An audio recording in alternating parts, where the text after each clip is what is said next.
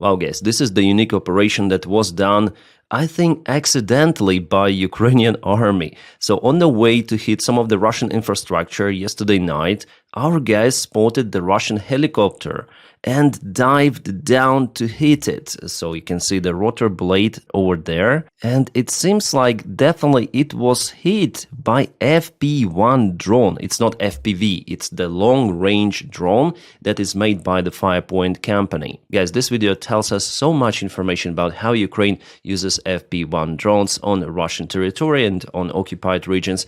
Actually, there is a drone operator who receives the signal live from the camera of the drone and able to direct the drone precisely to any sort of the Russian infrastructure.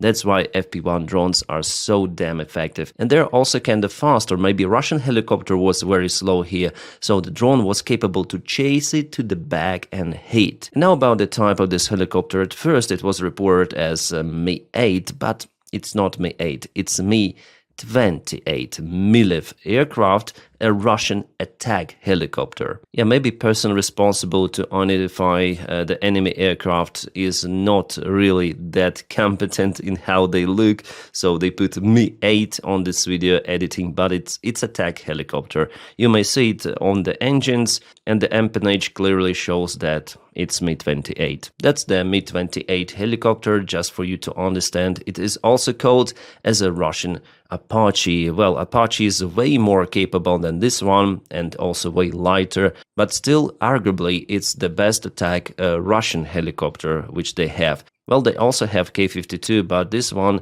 according to its characteristics, performance, experts say is better. And you may see the silhouette too of the engines, also this plank at the empennage part near the after rotor. So as for me, it is clear that it's Mi-28 and not Mi-8. Mi-8 is the transport helicopter. Mi-8 is more thick. It doesn't have the engines split apart. They're all together. And our experts already have the same opinion, so the placement of the engines, and here you can see Mi-8, different tail, different engine composition. Nice, nice. Well, definitely something unique. Still, I believe that this operation was conducted by chance. Our drone operators were just lucky to spot the Russian helicopter on the way. However, we see that those kind of the strikes even could be planned on the Russian airfield, on Russian aircraft in the air. It's outstanding, yes. And this video was just released. You see FP1 drone is flying to hit Russian helicopter. Actually, in this case, 2 of the FP1 drones spotted helicopter and hopefully chased it. Yeah, I definitely hope this operation was successful, because video cuts just over here. Yeah. But of course, the main task for Ukraine is to hit the Russian military and energy infrastructure. For example, this is the occupied Donetsk. As the locals reported, there was some sort of the military storage that was definitely warmed up this cold autumn night. More blurred images, they hesitate to show us more details, but at first it was the small fire, and later on it became big somehow. And what we have here, guys, is Saratov refinery. This was filmed from Engels' perspective. Engels is the Russian military base, and you may see how many of the fuel or oil tanks are out there. I think after all, fuel tanks, those could be storages for the local refinery facilities or for the airfield itself, and one of the tanks at least got kaboomed. Star Wars. But it seems like it doesn't help that much. Real action, yeah. Stop, stop, they say. Usual day in Russia, yeah. Special military operation goes according to plan. Absolutely. Plus, the last night, Russia lost one more oil refinery in Sызrань. Well, at least it was severely damaged and now on maintenance. My friends, in this video I'm gonna speak about absolutely everything. Frontline updates, the situation with this so-called peace deal, and how Trump is already tacos with that proposal. Plus, we're gonna discuss lots of the other news related to Ukraine, and not only. So bear with me, and just right now, give me a favor. Press your like to this video and subscribe for the channel, because your subscriptions and your likes, they really matter to propel this video in YouTube algorithms. Thank you so much. Let's go. I would continue with the front lines if you don't mind. So here we have the information that Ukraine went on a counterattack from Stepnohirsk. Yeah, Ukraine, in this part of the map, it has some of the losses. You see, kind of far away from the front lines, Ukraine lost one of the vehicles. Yeah, guys, I have to say about the losses too. On this channel, I say the situation as it is. You see, Ukraine also has those kind of the protections for the vehicles, hunger type, but it's the reality of the war. This was the Cossack MRAP, Ukrainian-made vehicle, and luckily, you see, the door is open, crew left the vehicle because it just bogged down in a mud. Yeah, it's a very nasty weather that leads to this kind of the dirt on the front line, and Russians just finished off the vehicle, but it was not stopped by the Russian drone. Yeah.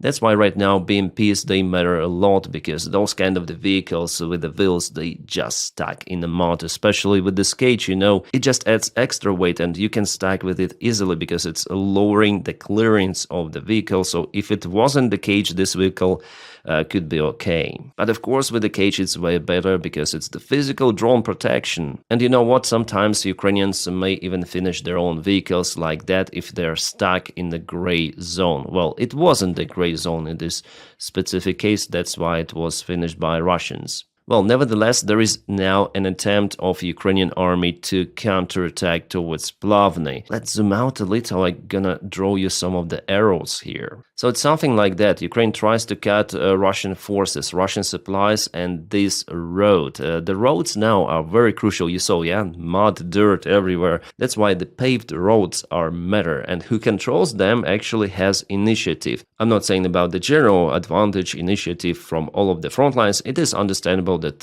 since Russia has more resources, they have this initiative. But I'm speaking about those specific spots, patches, regions. For example, here, I don't believe that Russia, after all, has this huge advantage. But it is understandable that they are moving their forces towards this Dachi area. For them, it is convenient to hide in those buildings or ruined buildings. They don't want to operate in open fields, but it makes them vulnerable because they may advance only in this very thin, narrow corridor. According to the information from analytics, there were attempts of Russia to cut the road E105 for supplies of Ukrainian army, but all of those attack attempts failed for Russians. Here Russia uses just infantry forces, but the Ukrainian soldiers were already spotted in this area, this block with multi-story buildings, and let's check out this video. Yeah, this is the enemy. They go to the basement of this multi-story building. Those buildings are damaged because it's the third Russian attempt to get this particular block under control. Well, in this case, Ukraine played very smart. Ukraine put the waiting drones in those streets, and they were monitoring the Russian infantry movement. And later on, they hit exactly the place where Russian infantry went to. Yeah, someone is running away, but not for a long time. Sorry guys, I cannot show you those videos in precise details. I hope you understand why. Here's the thermal camera also. So Ukraine is very concentrated on this block. And later on, somehow, maybe with aviation bomb, I don't know, the building was collapsed. Wow. Yeah, I don't think that something is left out of this Russian infantry group.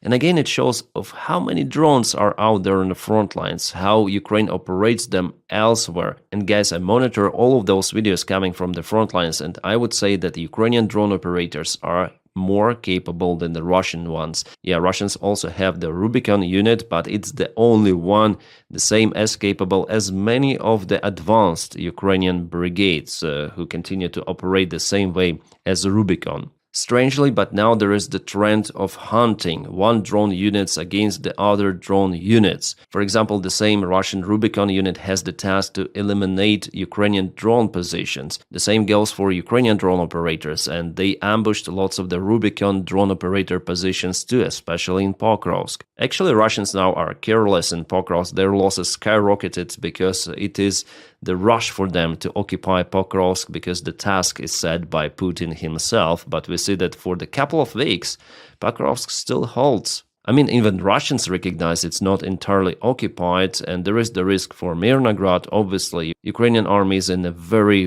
big problem in that place. We're gonna discuss that area too today, but in general, I may say that Russian army there bogged down, and not just there. in many of the spots of the front lines. So yeah, the soldiers on the front lines, they say that infantry losses on positions, like in the trenches at the zero line, are now lowering compared to the losses behind the front lines. It is happening for both armies, Ukrainian and Russian ones. The trend started from the beginning of this year, 2025, now it accelerates. It also tells that the gray zone kill area basically expands. It also means that the infantry which is fighting in the trenches will play less role in some years, And what we have is this block. So Russians tried to occupy this southeastern area of the block. They didn't go to the school, but they were annihilated. I hope I spelled this word correctly. Also, they went to the northern area, but not successfully, I would say. Maybe there is the presence of the Russian infantry, but they cannot use it as their bridgehead for the further advancement. And let's continue with Zaporizhia direction. If you want to break the native English speaker tongue, tell them to pronounce Zaporizhia. It is almost an unachievable task. Well,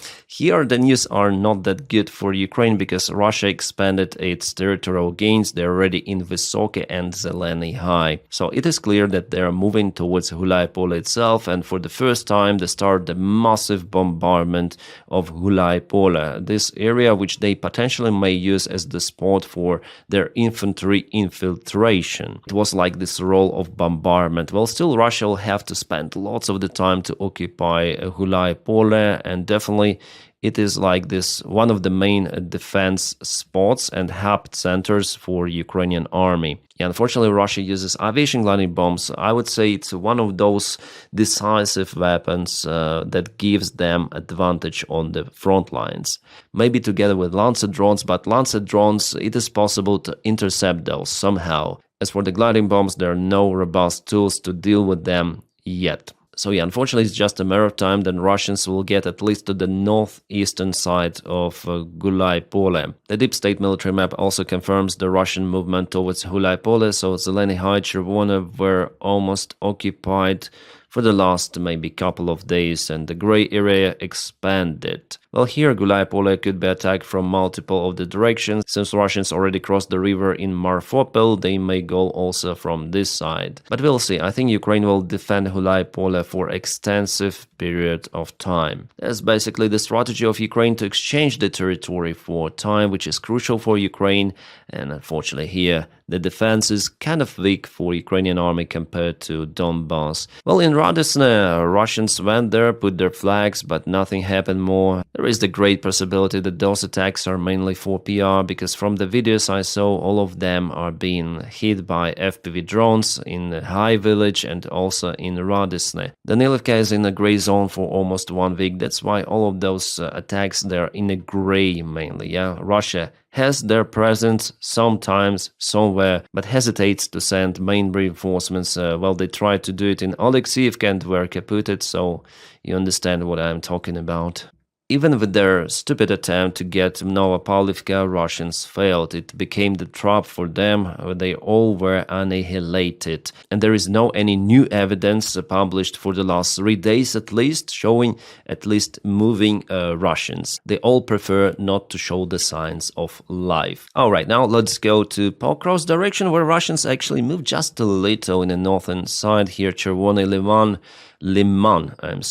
So here Ukraine tries to counterattack from Suhetske, but because Russia already made their bridgehead in Ruzzia, unfortunately they were capable to supply their group with a massive amount of the forces, which were 2 times, or at least now 2 times bigger than Ukrainian army presence here. So today they went to this part of the field, but still Ukraine has the gap here for supplies, even though supplies are quite risky for Mirnograd and only possible during thick fog conditions. Yes, weather plays the great role, and Ukrainian military command still hesitates to remove Ukrainian army from Mirnograd. Well, maybe they know more, since Mirnograd is holding for already 2 weeks in the same more or less position. I would say the same bottleneck, but still there is the huge risk for Ukrainian army. The deep state also tells about the light Russian army movement in this area today. They just crossed this lake. Nothing substantial, I would say. The situation itself is concerning, not this small Russian movement. In Pokrovsk direction, Russians tried to send some of the reinforcements using vehicles, but all of them were kaputted on the way. Infantry also was chased, as well as some vehicles. Ukrainian drones sometimes operate very deep. 20 kilometers is the standard of nowadays. Unfortunately, there are also bad news from the front lines. Our guys were captured by Russians in Pokrovsk direction. It happened, and they were unalived right away. This war crime was filmed by drone. Russians are just barbarians. Let's stay on this map for a while. In the northern area here, Russians already moved towards Vladimirovka, almost completely occupying this village. But I don't believe that in a close perspective Russians may regain those territories of Zoloty Kolodets, Kucherov Yar, because Ukraine deployed very capable forces here. They will not let Russians go, especially across this natural obstacle. There's the hill. The higher elevation is always better. Also in Konstantinivka, Russia advanced again with a big gray area towards Ivanopilya, Pleshivka, and towards what? Some sort of the local school, private households. So, the fight's already ongoing in Konstantinivka itself. Russian generals reported to Putin that Konstantinivka is almost fully under their control, but it is not happening like that. I think that the fight for Konstantinivka will go for a very long time, since this area is very defended. I mean, Konstantinivka, Drushkivka, Kramatorsk, which is the big settlement, and Slavyansk. Altogether, it's way bigger than Bakhmut. So just imagine how many losses Russian army potentially may have here. And here we have the image taken from Konstantinivka direction. Russian supplies were hit. You see, they are forced to take just paved roads because of the dirt out there. Ukraine is working to hit those Russian supplies. It's very important for Ukraine. Basically, that's what makes the Russian advancement very slow. Ukrainian drones. In Siversk, Russians also went to the settlement. The fights there continue for several days consecutive. You might see there is the pocket and those fields.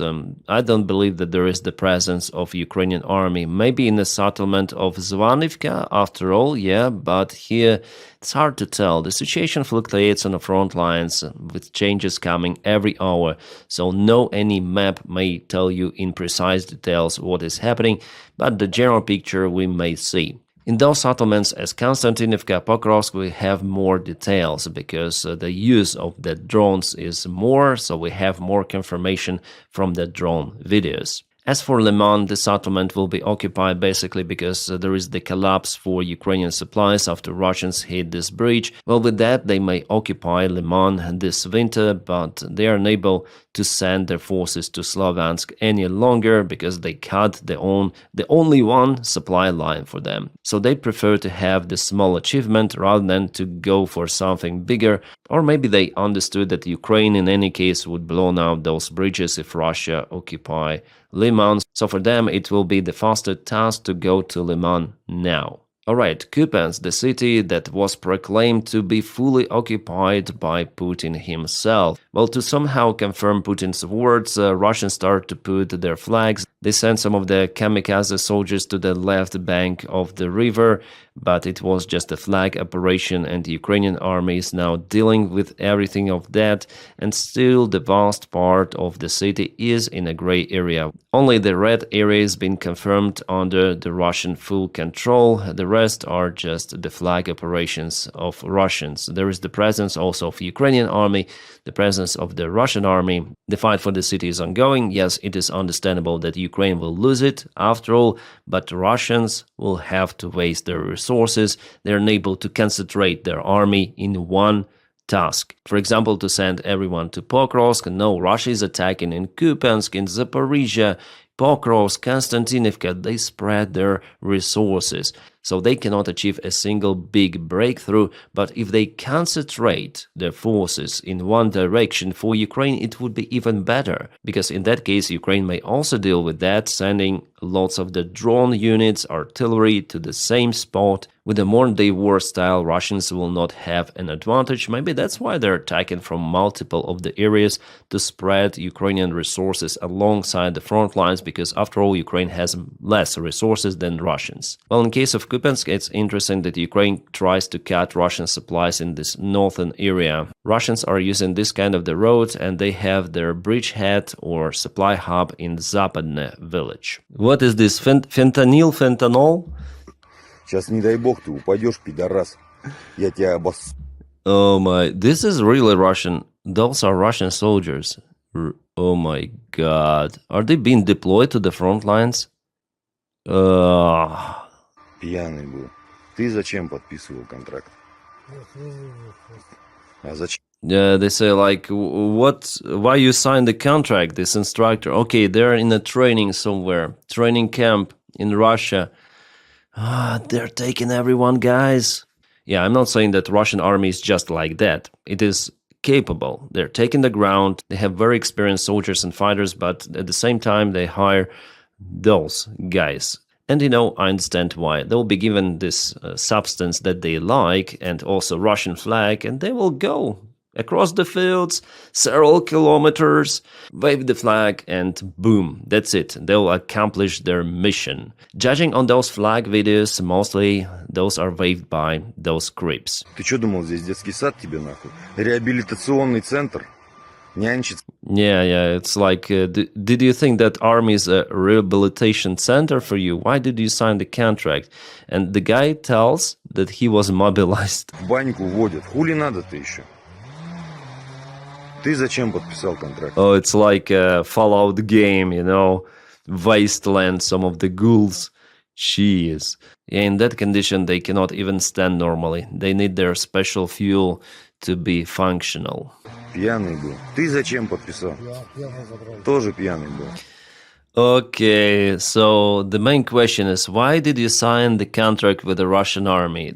And all of them replied, I was drunk. And this guy wearing helmet, he said, I was drunk, I was taken.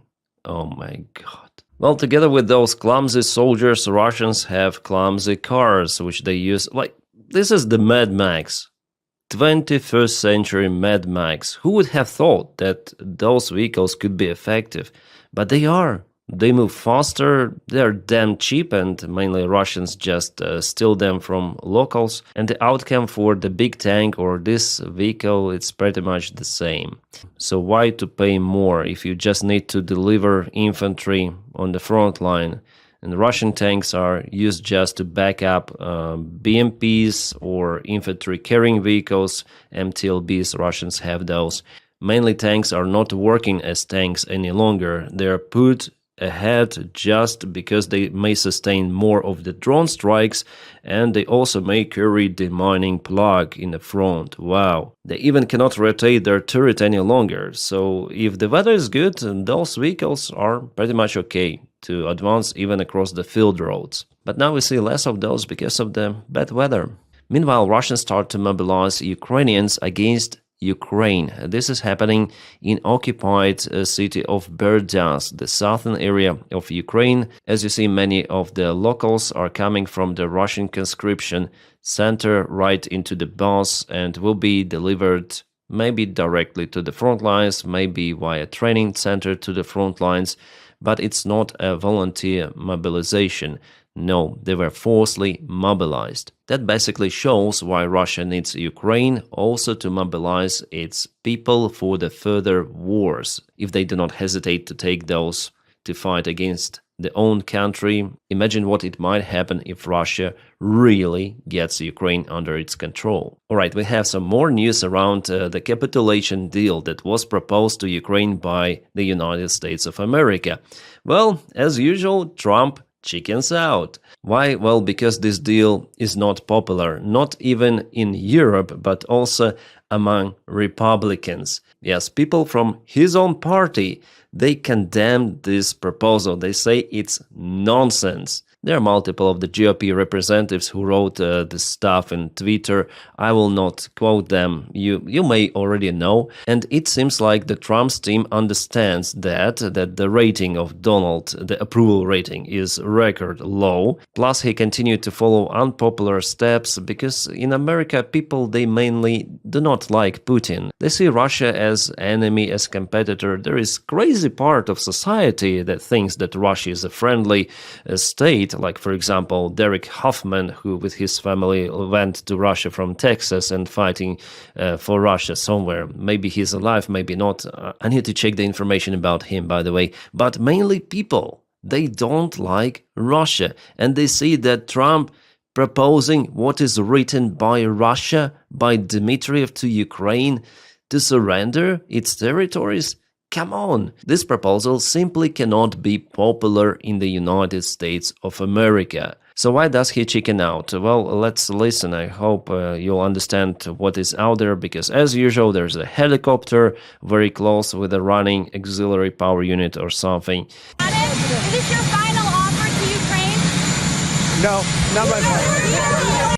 Is it your final offer to Ukraine? He said, no, not the final. So he already chickens out with that proposal because it is not accepted. It cannot be accepted by Ukraine, by Ukrainian allies in Europe, because it is a capitulation. Without any sort of the real security guarantees for Ukraine, without Russian concessions, they're just Ukrainian territorial concessions, and Ukraine should reduce its army. Come on. Ukrainian army is the main security guarantee, as we see, judging on the history. According to the deal, the conditions for Russia to attack Ukraine successfully once again are pretty much ideal. So Putin, it's like invitation for Putin, go and take Ukraine. You finally can do it.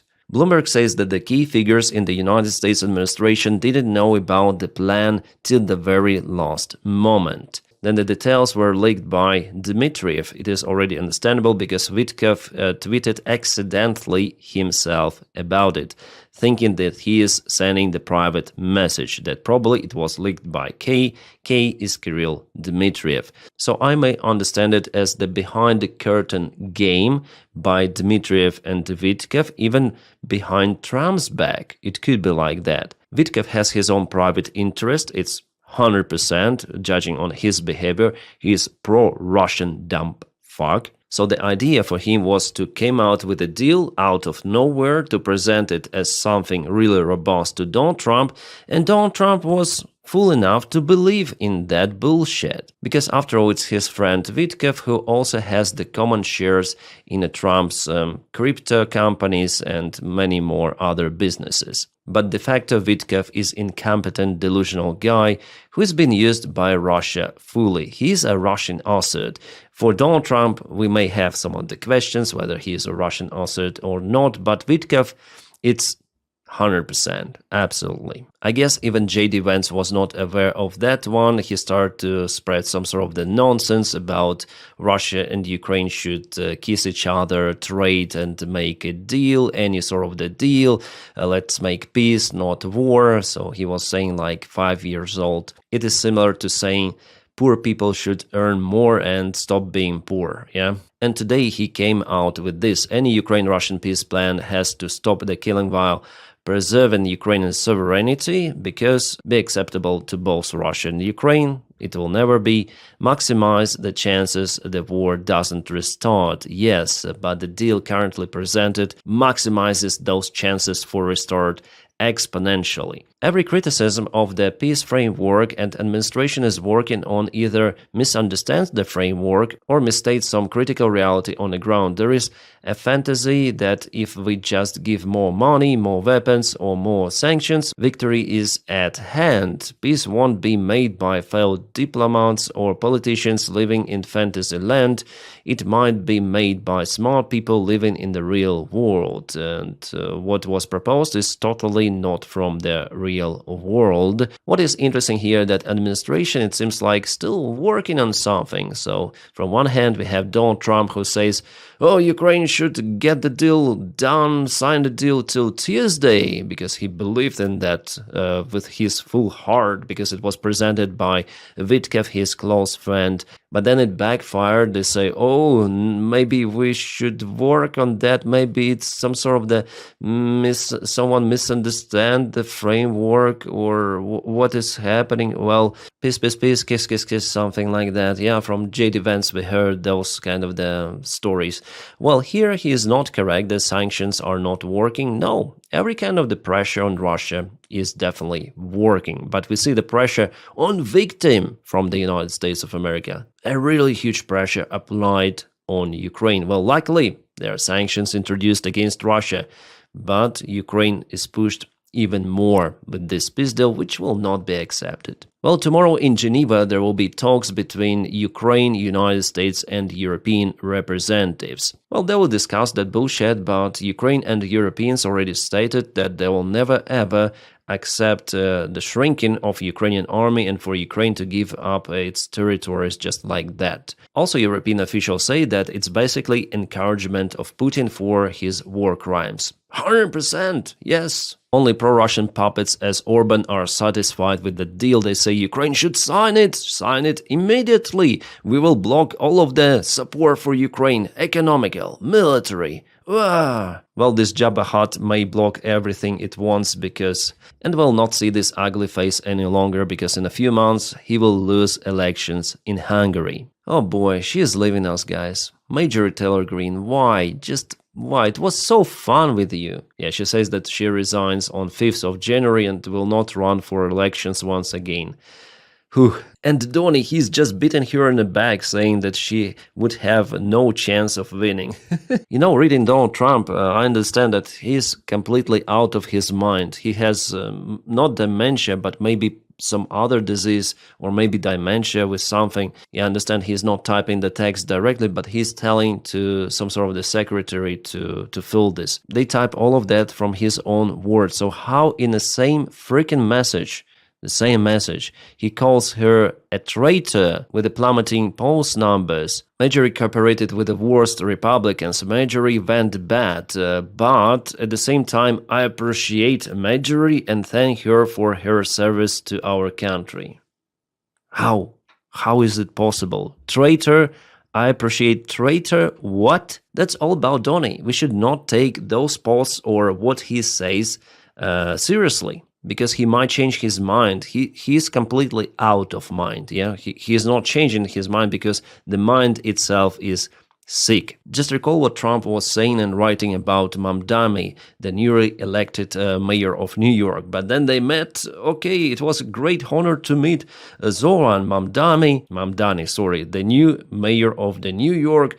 They were laughing, they were cheerful, satisfied. That's all about Donald Trump. That's the same with this so-called peace deal. Zelensky doesn't have cards, Ukraine is losing the ground. Then just 1 month ago, Ukraine was not losing the ground that much and Russia is unsuccessful on the front lines and Ukraine is capable to liberate its lands back.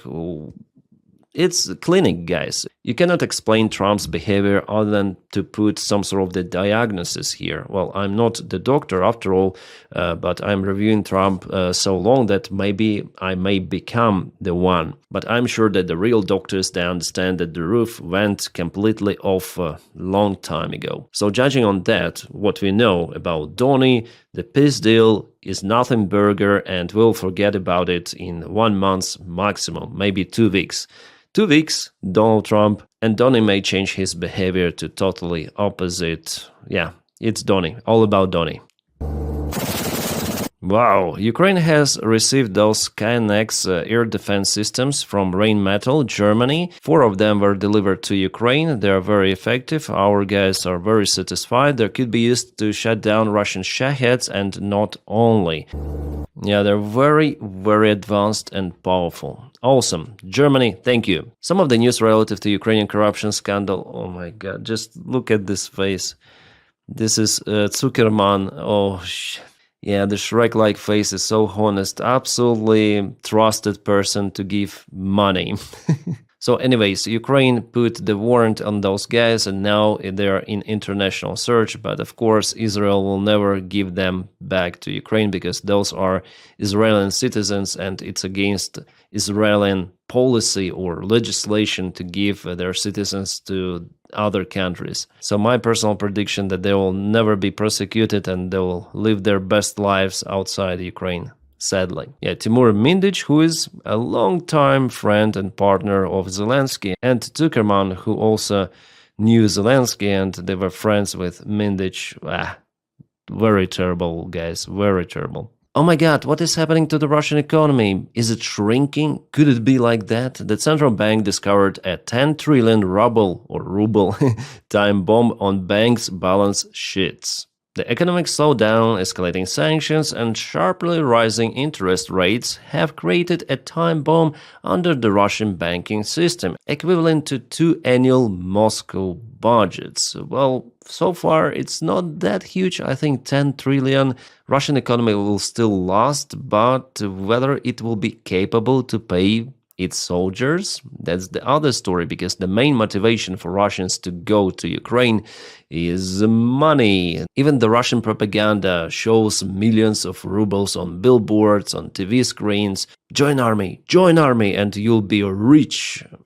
Dead but rich, yeah. So without this motivation, obviously Russia will not be capable to continue its war in Ukraine. It's 100%.